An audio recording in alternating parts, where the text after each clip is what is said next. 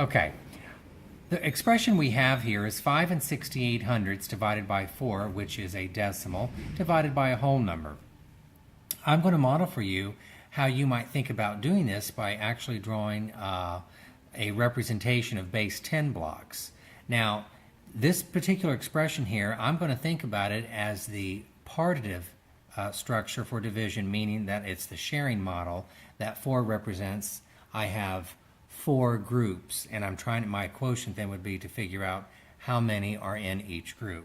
So if I know I have 5 and 68 hundredths of something, I've got like 5 wholes, and I'm going to think of, thinking about base 10 blocks, I'm going to think about my flats as my wholes, so I'm obviously going to draw 5 of those. And I have 6/10ths, so I will draw my rods that look like these little stick pieces, and they represent my tenths, and I have 6 of those, 1/10, 2/10, 3/10, 4/10, 5/10, 6/10, and 8 hundredths, and I'm simply going to draw dots to represent my 8 hundredths. So here, I have 5 and 68 hundredths of something, and I want to share that equally among my 4 groups. So I'm going to draw circles here, and these circles represent my groups.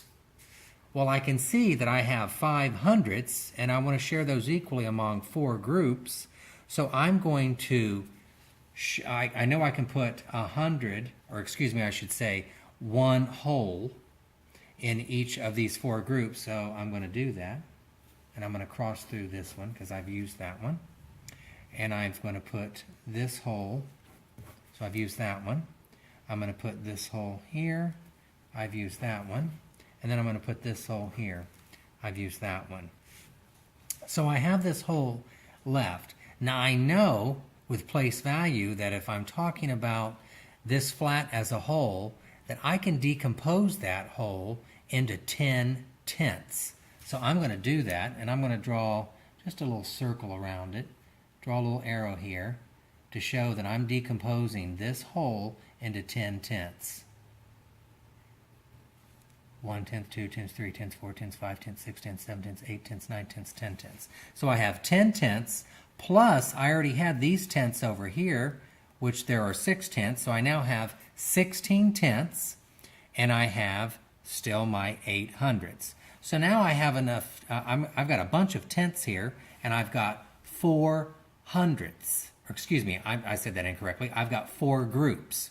So I have these 16/10ths to share equally among those 4 groups. And I just thought of something. I know a basic fact. 16 divided by 4 is 4. So applying that to here, I can take those 16/10ths divided by 4 groups.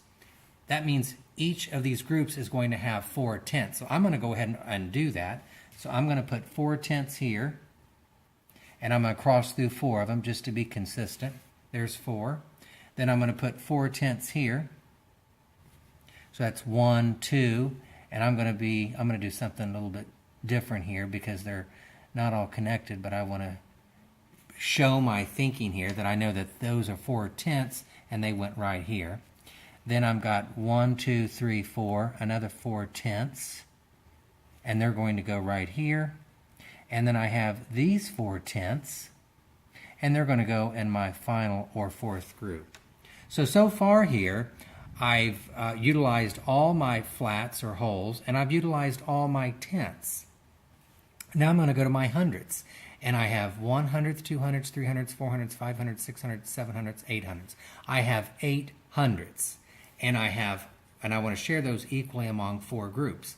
I just thought of another basic fact. I know that 8 hundredths, or 8 divided by 4 groups, or 4, is 2, or 2 hundredths in each group. So I already know that. So I'm going to put 2 hundredths in that group, and that's those 2 hundredths.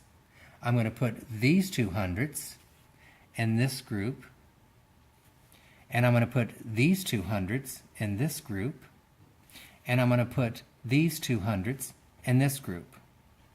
So if I think about what I've done here, I have divided 5 and 68 hundredths equally among 4 groups.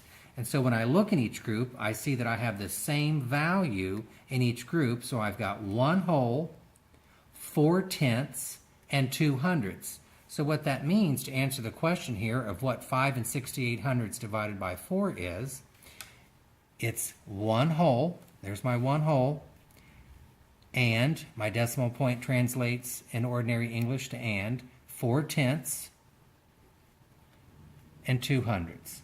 So 5 and 68 hundredths divided by 4 is 1 and 42 hundredths, and my model here is evidence to show that that is an accurate equation.